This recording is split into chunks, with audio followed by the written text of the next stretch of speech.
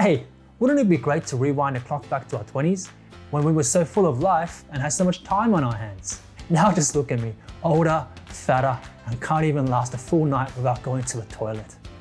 What's up YouTube, Frugal Samurai here, and today I'm going to walk you through 5 financial hacks for everyone to do in our 20s to set us up for our 30s and beyond.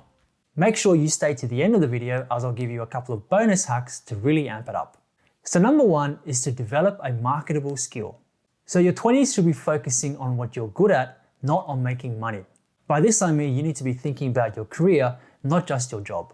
Let's face it, not many people fall in love with their first, second, or even third job, but during your 20s, you should be building up marketable skills that has longevity in the following decades. For example, skills in the technology sector or even healthcare. Oh, and don't be afraid to experiment, as you can afford to take more risks when you're younger.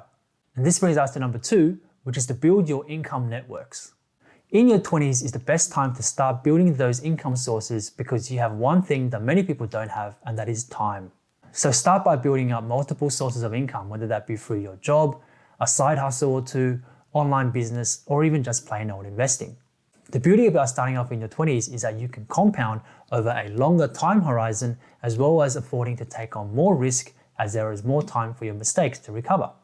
So this brings us to number 3, which is to budget to save.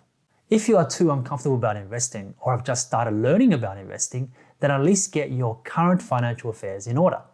By this I mean making a financial plan or a budget based on your existing monies, based on your priorities. Make sure to set goals via the SMART principle, which is specific, measurable, attainable, realistic, and timely. For example, you may want to think about saving for $100,000 in order to buy a house at the age of 30. To do this, you'll need to understand your cash inflows or your income, as well as your cash outflows or your expenses. Then you'll be able to work out how much is left over during each pay cycle in order to work out how long it will take to reach your financial goals. So this brings us to number 4, which is to avoid bad debt. By this I mean is to avoid debt which leaches money away from you in the long term. These are such things like credit card debt, as well as interest charges on late fees on utilities and phone bills, for example. Bad debt differs from good debt, which makes money for you, such as an investment property loan or even margin loan on shares. Also, having too much bad debt or late fees can be a hit to your credit score, which would severely restrict your borrowing in the future. And this brings us to number 5, which is to build an emergency fund. Ah yes, the rainy day fund. So tell me, do you have enough savings for an emergency? Like many of us, I certainly didn't have enough in my 20s, but it should be a priority. Ideally, you want to have at least 6 months of savings tucked away in your emergency fund to cover all your expenses such as your rent or your mortgage, utilities, groceries, and the like, should some unfortunate events such as a job loss occur. So aim to save at least 10% of each pay cycle until you get to that 6 months of expenses before you consider anything else. So this brings us to bonus number 6, which is to stay at home longer. Everything works through compounding, and the same goes with your savings. By staying at home for a few extra years can minimize those expenses that otherwise would have been spent, such as on rent. Now I know this is not for everyone, but if you can't move back in with mum, then at the very least learn to cook like mum. You'll be surprised as to how much you can save by avoiding eating out. Oh, and it'll be healthier for you too. And this brings us to the final hack, which is number 7, and that is learn to say no.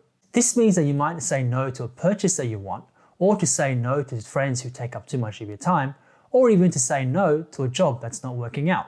Whatever it is, learning to say no and applying it in the right way is an invaluable skill not many of us figure out. As you get older, guys like me, you'll find that you're starting to say no to more and more things as time becomes less and less available. So there you are, guys, 5 hacks and a couple of bonus ones in there for what everyone should be doing in our 20s. Remember, our 20s should be a period of having fun and learning what works and what doesn't. It's okay to make mistakes, but realize that the biggest asset anyone has in their 20s is time, so use it wisely. And remember, if you like this video, leave a comment below and do me that big favor, hit that subscribe button, click on the bell, turn on notification on, and I'll see you guys all next time. Bye bye.